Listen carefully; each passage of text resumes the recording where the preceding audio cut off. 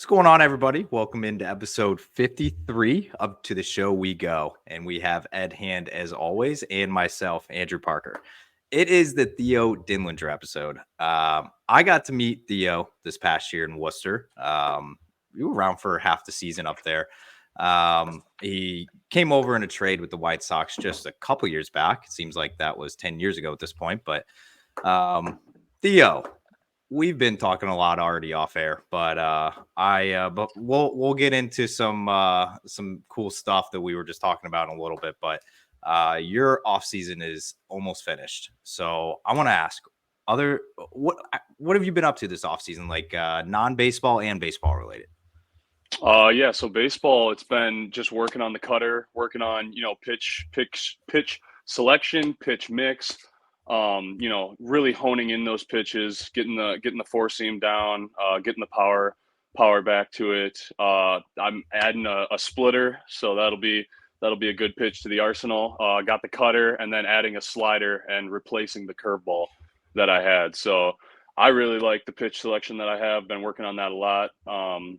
With my coach from the Dubuque area, Andrew Redmond.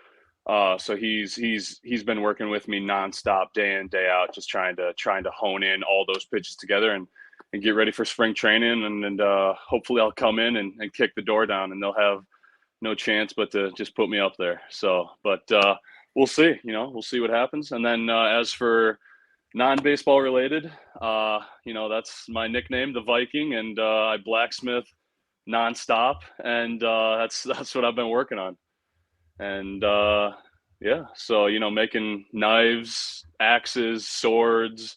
I actually did just sell a sword to a guy named Adam Wainwright. I don't know if you guys know who that is, but it sounds familiar. Yeah, so I just sold him I sold him a buck knife, a folding buck knife, and then a sword. How did that conversation even come out? Did you get like a text from Adam Wainwright and someone's like, "Hey, I heard you're a blacksmith," or how do players find out that you're doing this? So I met him in person at a baseball Christian conference this off season, and then so we were down there talking, and he walked up to me and goes, "Hey, so a couple of my friends told me you're a blacksmith, and I really love the woods and hunting, and I want to get some weapons from you." And I said, "I'm your guy." Just so I have his number. I've been texting back and forth with him about what he wants, and so I actually just shipped all of his weapons to him, and hopefully he'll be getting them in about a day or so.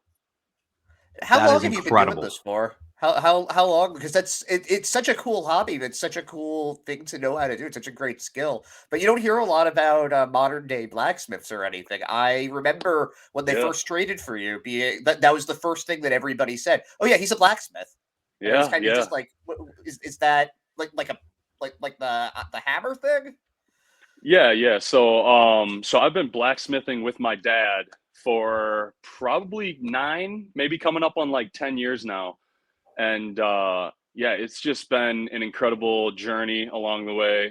Definitely difficult and time consuming, but it's incredibly worth it. And to be able to make the masterpieces that I make is just outstanding. And being able to give guys on the team or just anybody that hits me up a weapon that I made that they can use either in their kitchen or for trapping, hunting, fishing, any outdoor sport is really incredible. What's your favorite type of weapon to make? So I really love making swords or axes or hatchets. Yeah. So just anything that blacksmiths back in the day were making for Vikings to go out there and I'll keep it PG-13 and just say, do their job. It's incredible. I'm going to say two things. One, for a kid, I grew up in St. Louis, so Adam Wainwright pretty much owns that city. So that's incredible. I think that is an awesome connection to have, first of all. And second of all, the guys that you have made things for this offseason. We've had Shug and we've had Brendan Nail on, and the look on Shug's face and Brendan's was incredible whenever they pulled that out. They were showing those, they were proud to have those things that you made. It's like Suge was just like so quick. He was just playing around with it. Like we didn't even ask him about it yet. And he was already like, oh yeah, like Theo made this for me. Like, I'm like, that is awesome. And like all the guys, like even after you had went back down to Portland, all the guys were still wearing your shirts. Like how cool was that to have like the support from your teammates? So you like, I feel like it's got to be a good feeling. Oh yeah, I mean, all the guys, AA, AAA. There's coaches wearing them. Like everybody is wearing, and I'm wearing it right now. Denlinger Forge swag. So yeah, I mean, it's honestly incredible. Like I thought I would go in and like there'd be like a guy like Suge or Nail, like redneck type of guys that'd be like, hey, can I get a knife from you? But like even guys that like guys from the city or just pretty much everybody on the team, guys from the Dominican Republic, like everywhere, were just like, hey, like those shirts are awesome, and I love you as a person, so I want to wear your stuff. So it was honestly incredible to see the whole team come together. And I remember they got the shirts and we put them on the ping pong table right there in the middle of the room. And there was like probably 20 guys that immediately came up and they were just like looking through it, like getting their size, going to their locker, like taking pictures. So it was, it's incredible to have, your boys on the team, support you like that. Yeah, I did. Oh, sorry.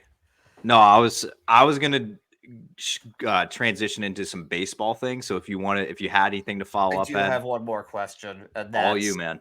What is the strangest weapon you have ever made? Like, not necessarily like you got requested to make this weapon and you were like, you know what, screw it, let's do it. Like what's like the most out there request you've had that you've been able to do? So I made a hatchet for a guy in Alabama that he wanted to chop wood, and I was like, yeah, that makes sense. And he goes like, no, I want to karate chop wood. And I was like, I don't know if I'm following what you're saying. He goes, I want you to make a metal hand, and then I want you to connect it to a piece of wood, and so I can like karate chop wood. So I put my hand on a piece of metal. I drew out on a piece of metal my hand and then sharpened one of the edges. And then I connected it to a baseball bat, and now he can literally chop wood. So that's probably the strangest thing I've made. I call it the hand axe bat. I don't know. It's just out there, but the guy got it and he sent me videos of him like chopping wood with it, and he loved it. It's incredible. So there was this like reality TV show competition I saw a few years back that was like different, not like it was like best knives for cutting things. It was like you had to just like cut through these different things. Do you know what I'm talking about, or is this something that I saw like once at like a hotel that like never aired again? I'm not exactly sure what you're talking about. So the main craze and like what everybody asked me, like, oh, you're a blacksmith, have you seen Forged in Fire? That's what everybody asked me. And so yeah, that's where I thought he was going. Okay, yeah. So it was that one. Forged in Fire is the only one I know of out there. Otherwise, I mean, there's a bunch of shows on the History Channel about like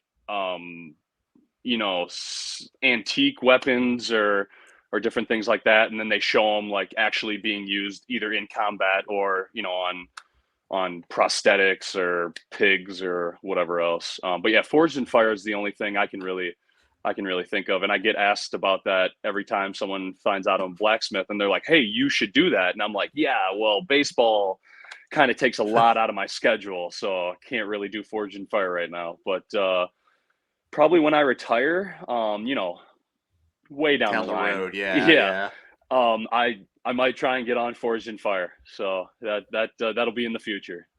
Yeah, this is going to be bothering me until I figure out what the actual show was. So you're probably going to get like Google a morning a DM from me being like, I found it or something like that. Yeah, for sure. I thought you were definitely talking about the Discover that Forged in Fire. I've seen that a few times, and it is amazing. But this was both the most amazing and like dumbest thing that I've seen, because it was people with like, you just had to like try to cut through these different trees, and if like you ran out of time, that you lost. And they had like, some of them had like real swords and stuff, but then there were other guys that had like these like dinky little knives they were trying to do it with, but they were all really into their weapons, and like they had made all of them. So that was interesting. And like the karate chop one sounded like something that would have been on that show. That's what that reminded me of. Could be. Anyway, let's get to the baseball. We had to talk a little bit of baseball. We also had to talk a little bit of the blacksmith. It just comes with the territory at this point. Even though Cam Boozer did roast me because he said I better not ask you about that whenever I did talk to you after you when you were up in Worcester. I actually just FaceTimed with Cam Boozer today and asked him to, because he's a welder. So I asked him to help me with a project I was working on and how to get the perfect weld on this great axe that I was working on actually today. So that's funny that you bring that up. He's a welder? I'd be remiss if we didn't ask you to show us that also. Yeah, so I'll show you the great axe that I'm working on. So here it is. Pretty large. It takes up just the axe head itself takes up my entire torso.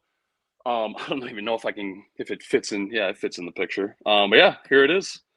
That is so cool. I know you explained it to us off air. Can you just for like now that we're recording, like what is it going to be used for? Yeah, so Jordan Fisk, the guy, our strength and conditioning coach that used to be our AAA strength and conditioning coach in Worcester.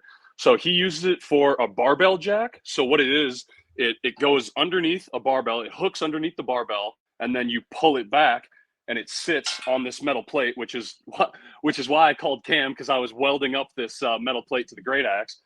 And so it sits on this metal plate, and then the barbell sits on top of it. So then you can load up weights onto it easier instead of like having to pick the barbell off the ground and try and put weights on it that way. So the barbell sits on top. You can easily load plates on top of it, and he'll probably load 1,000 pounds and lift it because he's just a giant beast. The first day I saw him, I didn't know who he was. The first day I was at Puller Park, and my buddy Chris, who was also covering the team, he looked over at me and he's like, do they have like a WWE wrestler throwing out the first pitch today? Like we thought he was about to like walk out with the Big Show. Like this guy was insane. Oh yeah. Incredible human being. Like he's also hilarious. So it's like he's a great combo. And he also loves Vikings and the Nordic lifestyle. So we immediately became best friends. Shoe fits, man. That's I'm not surprised at all. All right, I did want to ask you. I wanted to ask you a few baseball stuff questions here. For sure. So you got your first taste at AAA this year. Yeah. How? And now I didn't get a chance to talk to you after you had left Worcester. So now that the season's over and you looking back on your first taste of AAA ball, what takeaways come to mind that you experienced this year? Yeah, so it's every level you go to, there's better guys. And I've said it before and I'll say it again, like all the guys in the minor leagues, they got stuff. They got really good stuff. But as you keep climbing those levels, there's guys that have tools, and then there's like skills, experience.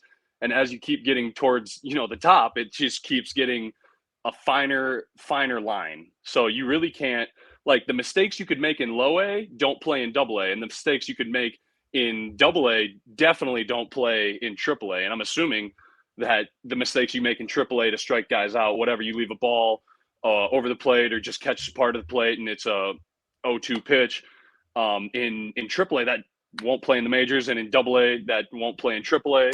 So just as you keep climbing, it just keeps getting, you just gotta keep getting better yourself, as the guys keep getting better. But I've found that the guys are more disciplined. They wait on pitches. Obviously the strike zone, that's another thing with, the automated strike zone and umpires not being able to call it. And that's a whole different thing. I don't know if you guys want to get into that. Oh, I'm happy to. I would love, because you went up from double A to triple A mid-season. Yeah, So I feel like your perspective, you were doing it one way, and then you had to immediately adjust to it being a totally different way. So yeah, I'd love to hear what you have to say about that.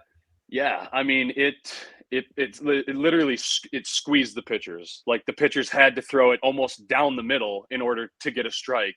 And the hitters were just standing there with the bats on their shoulders, just like, hey, you got to throw me a strike before I'm even gonna look at anything else. And then if you did, like, they're just waiting on it and just attacking it.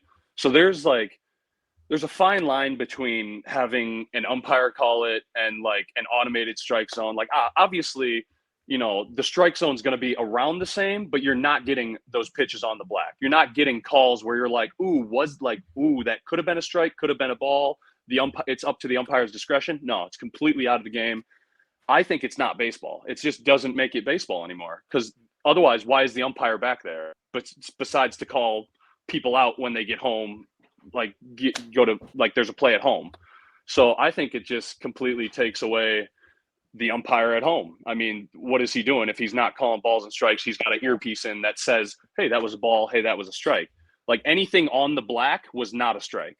I can tell you that right now. And it squeezed the pitchers. And I can't remember the guy's name, but a hitter came up to me afterwards, and we were talking about the game, whatever, like, hey, good job out there. Yeah, you too. And then he goes, we were just talking about the strike zone. And I was like, yeah, it squeezes the pitchers. And he goes, yeah, dude, anything above my belt, I don't even think about swinging at, because I just know it's a ball. So it's just the hitters know. Like the hitters know the pitcher has to throw it down the middle in order for them to even be remotely close to a strike. So it just, kind of takes away the fun of the game, and takes away the umpire and those close calls that can make or break a game at the end.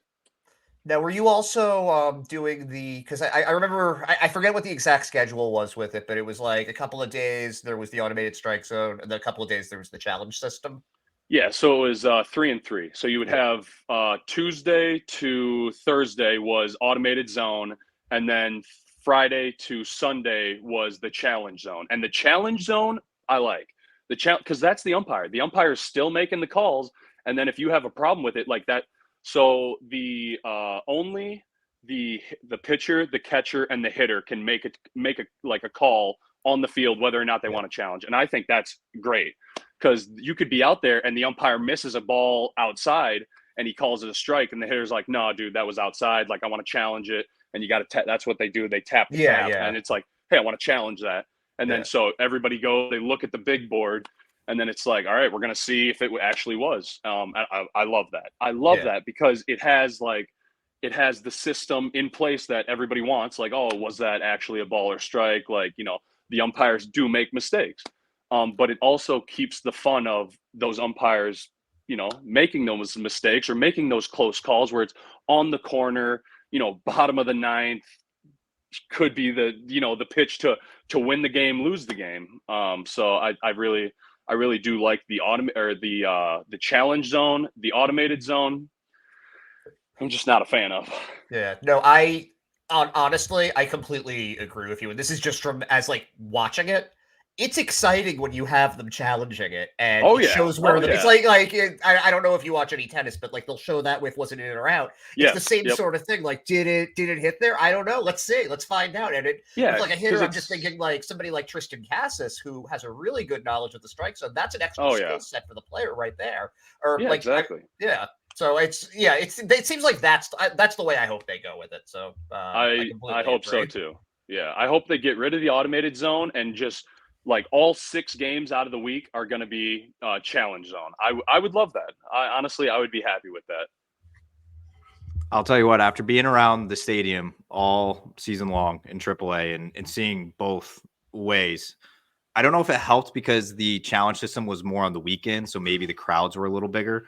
Yeah. But just when they cut to the screen and you hear everybody go, oh, like as you see the ball go in, like it gets a crowd like a little into it. Drama. And it does. Yeah, it is. It is like drama. It is. And people love that. People are like, oh, is it going to be? Is it going to be? And then like the ball right at the end will like curve off and it's not a strike or whatever. I mean, that's or if there's like a little sliver that's in the zone and they call it and it's like, holy cow. All right.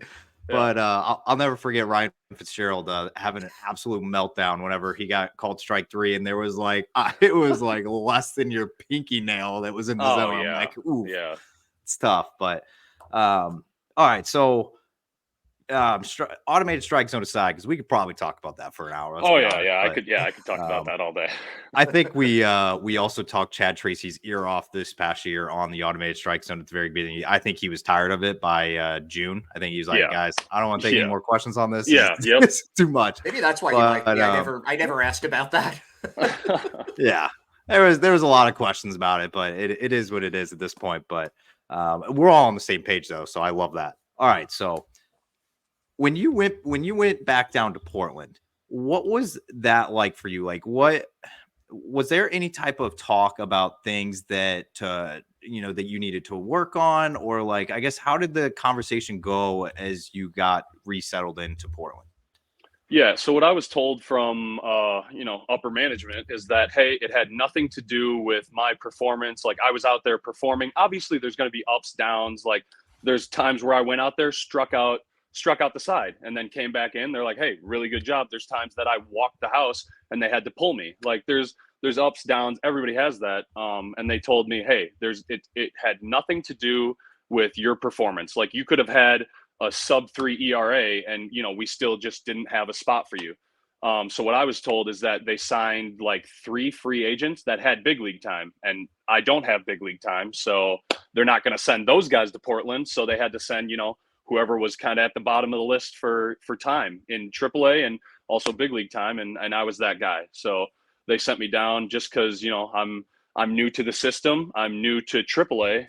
So they're like, yeah, we're going to send you back down because, there's really nobody else that could go. And then so I went down, and I didn't take it personally. I mean, it's just a business. I understand that.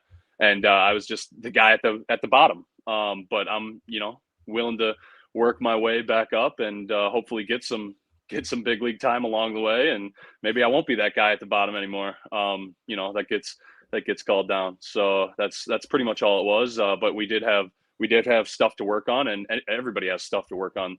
There's guys, in the big leagues that have stuff to work on. So that's exactly what I did. I didn't sit there and go, oh, this sucks. Like, I hate the Red Sox for putting me down. No, I was like, this just makes me want to be better. This makes me want to show them why I should be in AAA and why they shouldn't have signed those free agents. And that's exactly what I did. Now, you mentioned earlier you were working on a cutter. Is that something that is brand new for you, or is it something that you've worked on a bit in the past and you're adding it into your arsenal? Yeah, so I've had the cutter in the past, but what it was doing was cutting and riding, and what they kind of want now is a little bit of cut and sink, just because my fastball already cuts and rides just a little bit. So they're kind of saying like, hey, we need a differentiation. And so that's exactly what I did this offseason, is worked on a cutter that not like didn't cut and ride and kind of cut and sank. And that's what I've been working on, and it's definitely coming along. So what was it like for you? I'm going back to the AAA, the being in the AAA clubhouse. So it might have been your first time being in spring trainings aside, but yeah. I guess during the actual season, it might have been one of your first times that you've been around guys that were MLB veterans. I mean, I know one name in particular, Jake Faria, jumps off the board of a guy that has a bunch of MLB time that you were in a locker room with. So what was it like, I guess, having some guys around you in that clubhouse at the beginning of the year this past season that, even Greg Allen, and there was Jorge Alfaro, there's a ton of guys with MLB time. So I guess, yeah, what was it like, I guess, being around those type of guys? I mean, yeah. So I constantly try and soak up as much knowledge as I can, no matter who I'm around. There's guys in AA that have incredible skills and whatever else that they're putting to the test. They're learning. Everybody has different experiences. You, me, Ed, like everybody. And so why wouldn't I talk to those guys about their experiences and what they've gone through, what they've done to overcome obstacles and the ups and the downs along the way. And that's exactly what I did. And Faria actually was one of those guys. And also Bear Claw is another one of those guys that I went up to and talked to a lot. Bear Claw was also my locker mate. So he was right next door all the time. So I would constantly sit there and talk to him about, what he had what he had been through in the past. And, you know, I was not really struggling in AAA, but like I said, there was ups, downs, and there was a few downs that I was going through, and I was just like, damn, like I don't know how to pull myself out of this. Like I don't know how to get out of this. And so I was mentally stuck for a little bit. And so talking to guys like Faria and Bearclaw, and Alfaro are just guys that have been through it before. And so they sat me down, and not all of them together, but, you know, we just sat down and wasn't an intervention. Yeah, wasn't an intervention. But, you know, you sit down with them and you talk like, hey man, like, how did you do it? And maybe the way Bearclaw did it doesn't work for me. Maybe the way Faria does it, or got over these obstacles, doesn't work for me. So you just gotta talk to guys and see how they did it, and, you know, just kind of develop your own plan to get through things, to get better. Also talk to Faria about his off-speed stuff, and just, you know, how he throws it, how he holds the ball, what he thinks about as he's releasing. So there's a ton of stuff you can talk to guys constantly about in that locker room. Cam Boozer, who I mean, he doesn't have MLB time, but he has a ton of time in baseball. So just talking to those guys and asking like, hey, what do you do in this situation? It's huge. It's so beneficial. Yes. It's funny that you mentioned like going through, not funny, but you mentioned going through struggles, and a guy like Kyle Bearclaw. I'm just thinking about that game that he gave up the 10 runs and got demoted after that. And he was right back at the stadium, right back to his business, like almost like nothing had happened. Have you found that kind of, I'm trying, like, what's the right word? I guess just like willpower, that mental strength to kind of just keep going. Is that something that the more experience you have, the better it gets? Or is it something that you have it or you don't? I would say, yeah, experience helps with anything. Like experience, the more times you go through that, the more times you're going to be comfortable with going through that, getting your ass kicked, and, you know, getting your shit kicked in the dirt and getting right back up and being like, yeah, whatever. The first time it happens, you're like, God, I don't know how to deal with it. Second time it happens, you know, the further you go along the way, the more experience you have with that, the better you're going to deal with it. But there's some guys that, you know, just can't deal with it. There's some guys that, you know, the first time it happens to them in pro ball, they get knocked in the dirt, get right back up, and they're like, whatever, that's baseball. So there is some guys that are built with it, and there's some guys that aren't. And then it's also just experience and learning how to deal with it along the way. Now, Ed, I know that we did a lot of non-baseball at the beginning, but I do still have some random questions. So if you still have some baseball related questions, fire away. I do.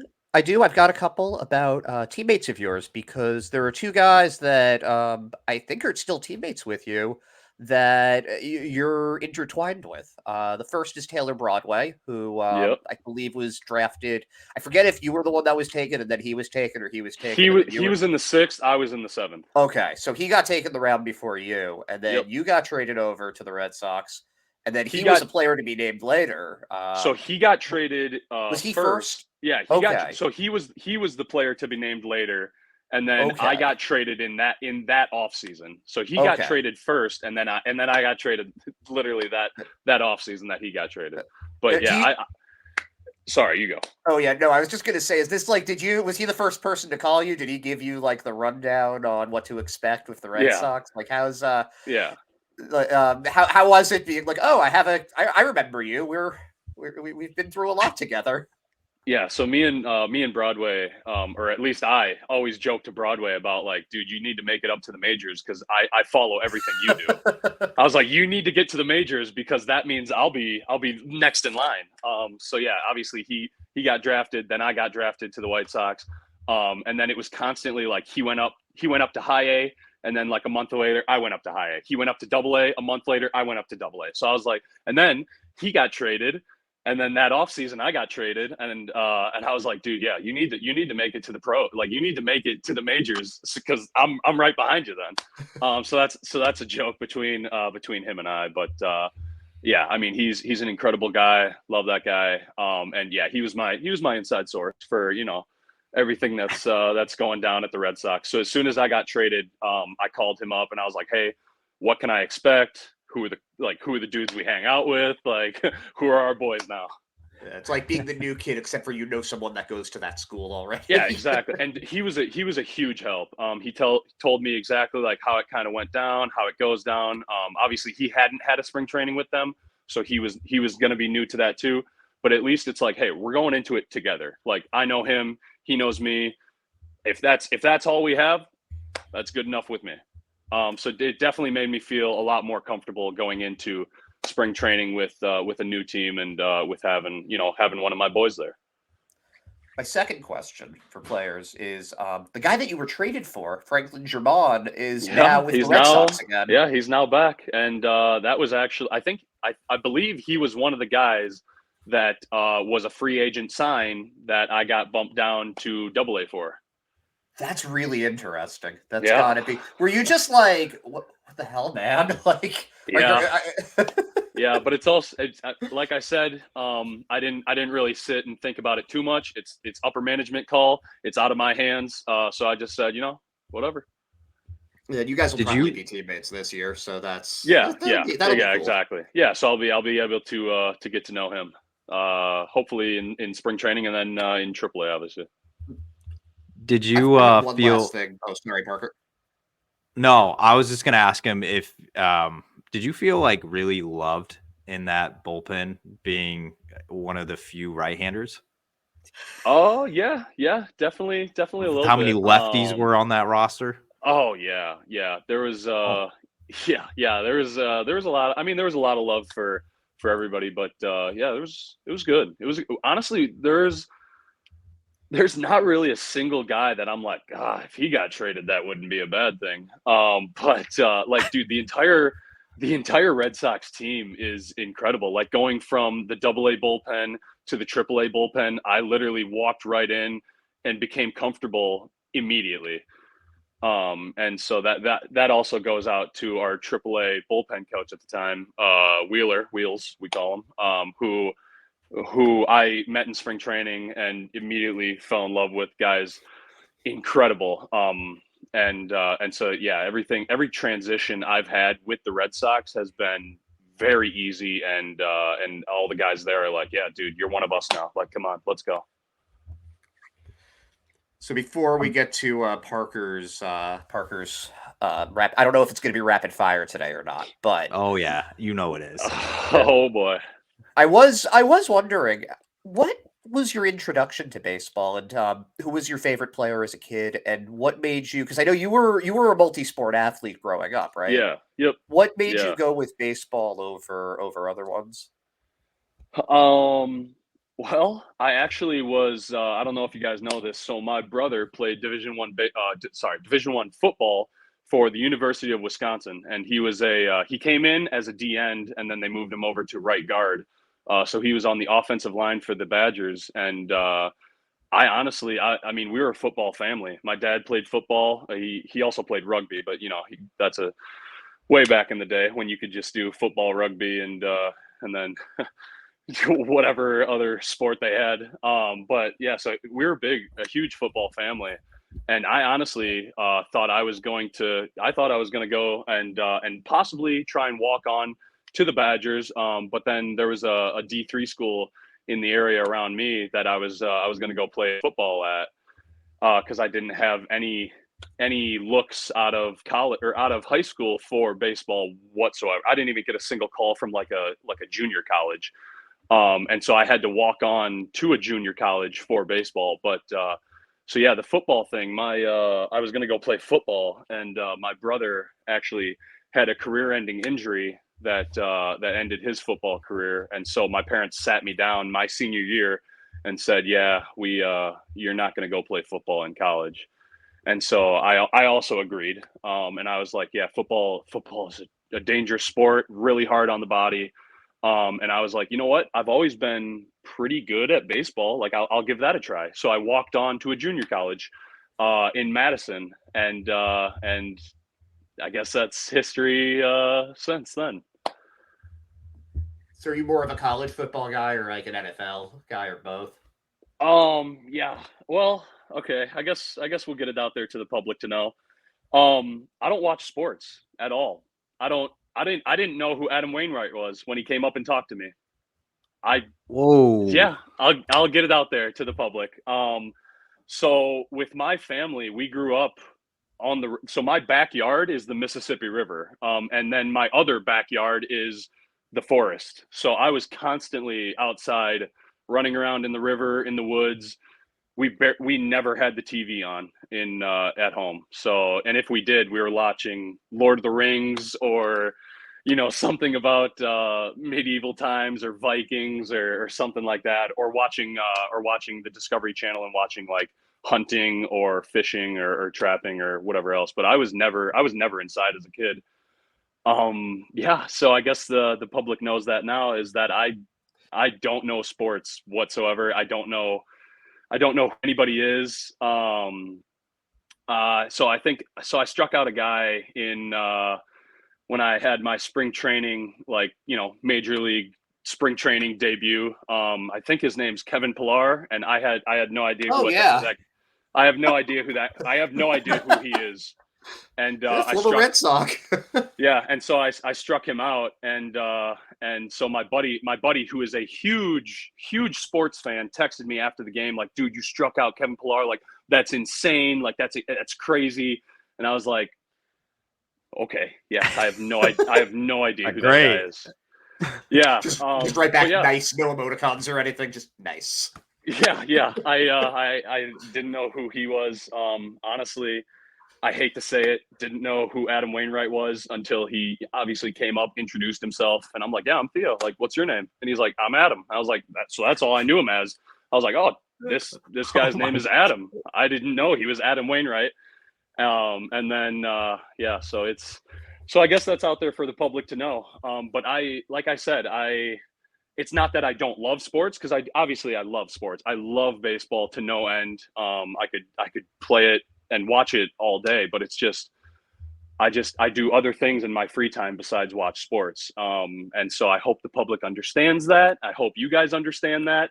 I think it's an advantage. I think that's advantageous. You're not going to get intimidated. Yeah, I mean, obviously, if Aaron Judge, like, he steps in the box, I'm going to be like, "Yeah, okay, I know who that guy is." Like, there's a few guys that I do know, but there's also, yeah, I mean, there's a ton of guys, literally almost everybody that I don't know.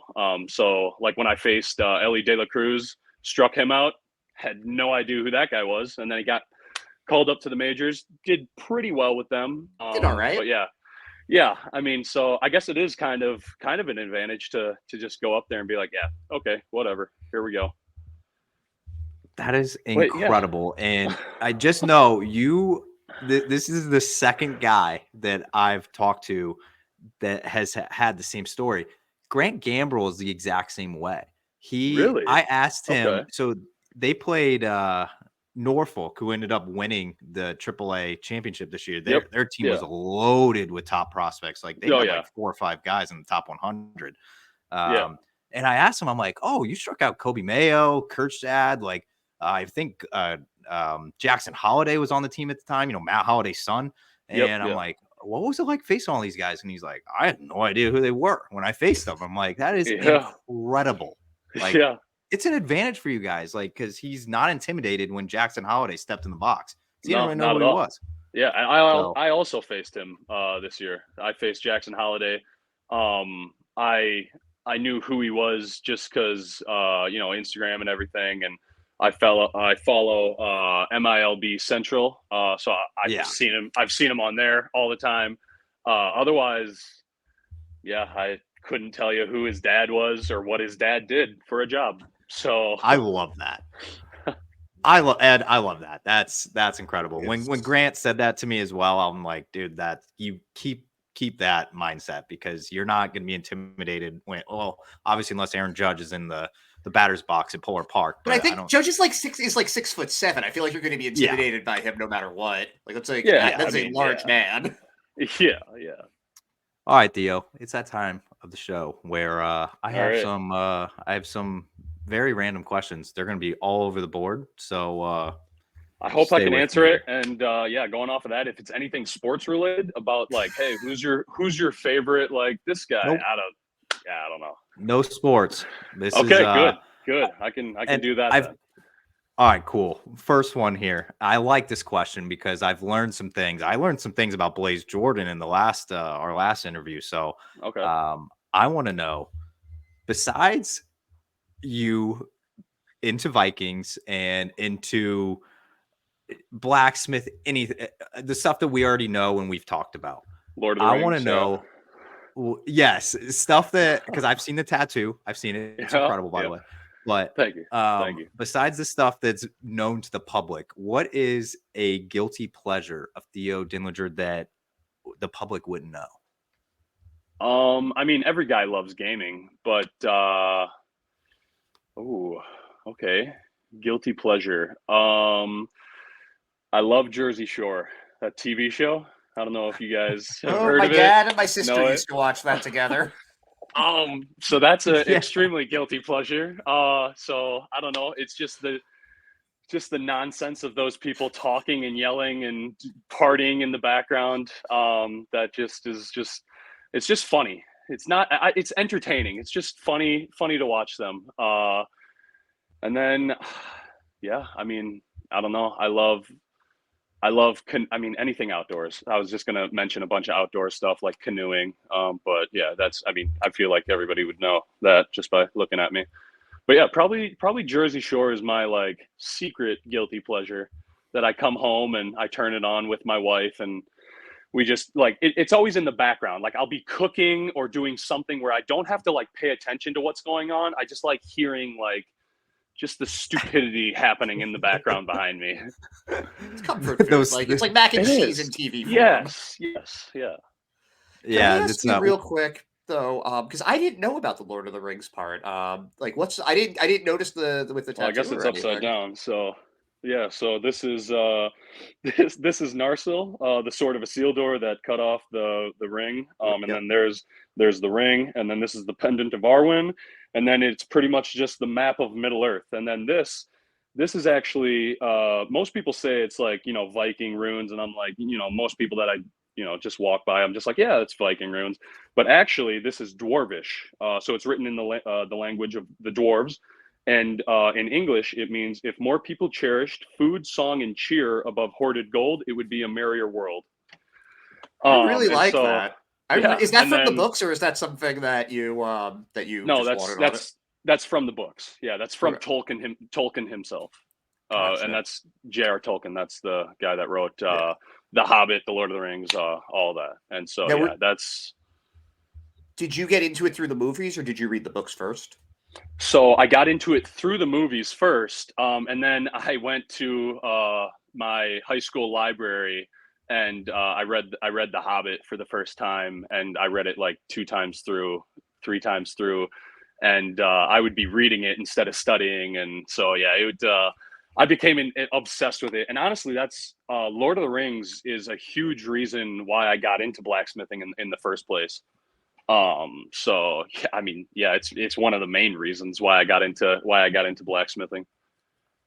That's really cool. That's like, well, I feel like it's so interesting how people end up getting into these things that become lifelong, just like lifelong parts of it. I have a friend who's a 3rd degree black belt in Taekwondo. He got into it because he liked watching Power Rangers. That was it. He was 6 years old. He liked watching Power Rangers. Yeah, exactly. That's like the little niches that happen in life. It's just like you see something one day and you're like, I love that. I don't know what it is, but I love that. And that's exactly what happened. Like I remember watching Lord of the Rings and The Hobbit when I was very young, and just being like, I don't know what it is, but I love swords. I love axes. I love knives. I love just anything, any weapon. I just love them. The more you know, man. That was one of the first things I actually asked. Somebody was talking about it whenever I was in the locker room at the beginning of the year, and seeing it in person was incredible. That's I've never seen anything like. I've never seen anybody that's had something like that on them. So yeah, that's incredible. So my second question here, it's going to be, like I said, very random, but okay. What is the lowest amount of money you would take to shave your head? Ooh. Those are precious. That's precious lettuce right there, man. This is precious lettuce. I mean, there are bald Vikings out there, like Jordan. He's the main person I think of whenever I think of a bald Viking. But I mean, so I growing up, I don't know if you want long answers to these or if you want like the short answer. But it's up to you. Okay, yeah, I'll hit you with the long answer. So growing up, I've always had a buzz cut. I've never had like, hey, let's go to the barber or like the place where you get your haircut, Sports Clips, whatever. I've never gone to a place like that. My dad just sat me down in a chair and just one size and just went all the way around my entire life. And then I got into college and at Bradley, we had this thing where we shave our heads for childhood cancer. That's on my Instagram, so you can actually find pictures of bald Theo on there. So we would shave our heads every year for childhood cancer, and I would do that again in a heartbeat. If you told me right now we could go, like the Red Sox we're doing a fundraiser for childhood cancer, and at the end of the season everybody shaves their heads, I would do it immediately. So Red Sox, if you're listening and you want me to cut my hair, start something for childhood cancer, I'm fully behind you. Answer. But yeah, exactly. So I think I don't know if there's money. I think like for a fundraiser.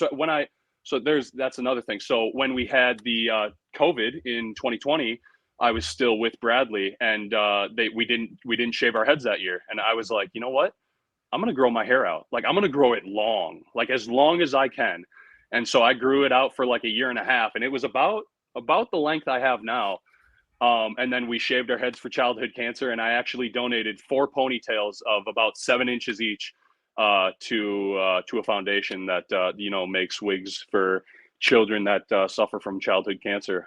So I don't think there's a monetary value, but if you told me right now that you had, childhood cancer foundation and we were going to raise money for it, I would do it in a heartbeat. It's fantastic. I was about as good as an answer you probably could have gave. So that's I didn't know if you were gonna put like a. It was like the most wholesome answer we could have had there. Yeah. Well, yeah, I mean that's the only time I've actually like shaved my head bald. And so yeah, I don't think if a person walked up to me on the street and they're like, "Hey, I have $1,000 in my hands. Will you shave your head?" I'd nah, probably not. But yeah, childhood cancer foundation, I would do it. All right, third question here. I have two left. Okay. One's very important. I'm gonna save that for last. Okay. You are a newly married man. Yeah. Yes, I am. Congratulations, by the way. Thank you. That was just a month ago. Yes. Okay, so pretty fresh. So yeah, so December 2nd. Okay, so my question is, how much? So I feel like a lot of players, their answers vary because a lot of guys, they're obviously all playing in the season, and their time constraints are limited compared to like what your fiance's had to go through to wedding plan or whatever, like where you guys were going to have it, whatever. What was the best and worst part about like getting ready for the wedding? We lost Ed, but he'll be back. All good. Yeah. So I and my wife, like this was in my father-in-law's speech at the wedding. And then my wife talked about it at the wedding as well, but I did zero. I did nothing for I literally walked into the venue and I was like, this place is awesome. And my wife just looked at me and she's like, shut up. But yeah, she did literally everything. I literally didn't like raise a hand or do much of anything. She is the superhero behind our incredible wedding and that entire weekend of our wedding. She did absolutely everything, and I can't commend her enough for what she has done for us and for our family.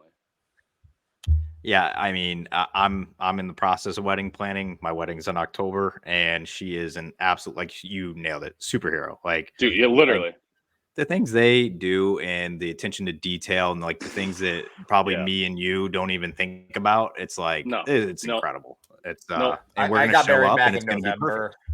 Yeah. Yeah. No, there's stuff that you're not even going to have considered when you No, get I there. would have It's like, had no idea.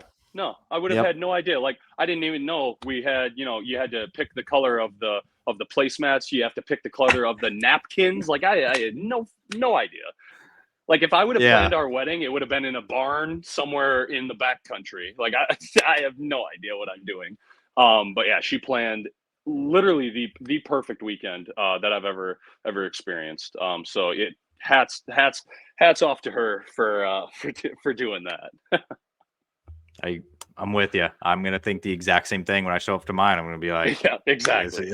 You're the MVP here, all right? That's all I gotta say. So I have one left, and then we'll empty the bench, and then we'll let you go because we don't want to keep you all night. But no, yeah, for sure. I don't know what kind of answer I'm gonna get here. You grew up in Iowa. You I grew up in Culver's Wisconsin. Country. Wisconsin. I grew up in Wisconsin. Okay. I was born in Iowa. Yeah, so I was born in Dubuque, Iowa. So I live across the river from Iowa, about like 10 minutes. Okay. And my parents, my parents were born and raised in Iowa, Dubuque, Iowa, and then they just moved across the river when they started a family. But my parents still work in Dubuque, Iowa. So I mean, we technically I grew up in Wisconsin, but I've also grew up in Iowa.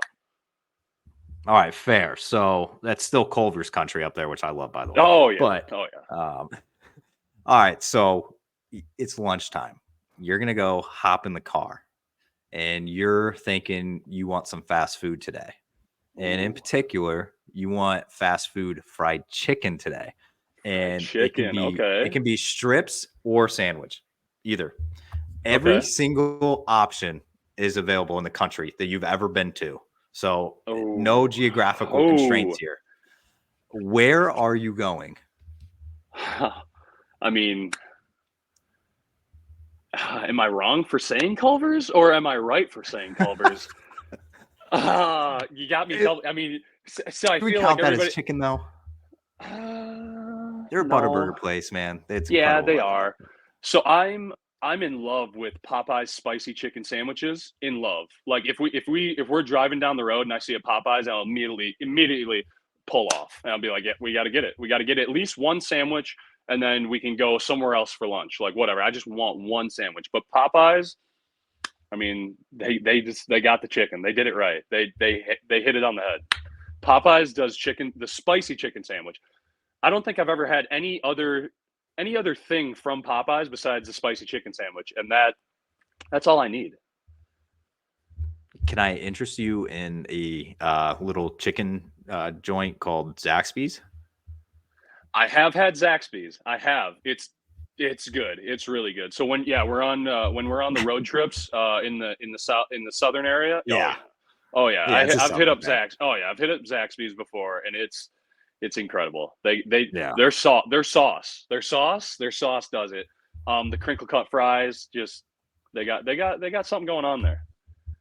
I won't steer you away from Popeyes. I know that's you sounded very passionate about their spicy chicken. I won't steer you away from it, but no, I am a Zaxby's guy. Yeah, but I mean, I'm not a fighter. I'll go to anywhere. I mean, I'll try anything once. I agree with you. I won't ever say anything bad about Chick-fil-A. We've gotten it probably 40 times on this show, but I won't ever talk bad about Chick-fil-A because it's always consistently good. But it is. All right, Ed, empty the bench. What do you got? You got one left in you? Yeah, I think I got one for you. All right. You're a guy with a lot of interests off the field. Seems like you keep yourself busy. You seem very passionate about all of these things. Oh yeah. But just going back to your baseball career, and I'm sure there's going to be a lot ahead of it for you. But as of now, what are you most proud of in your professional career? What am I most proud of?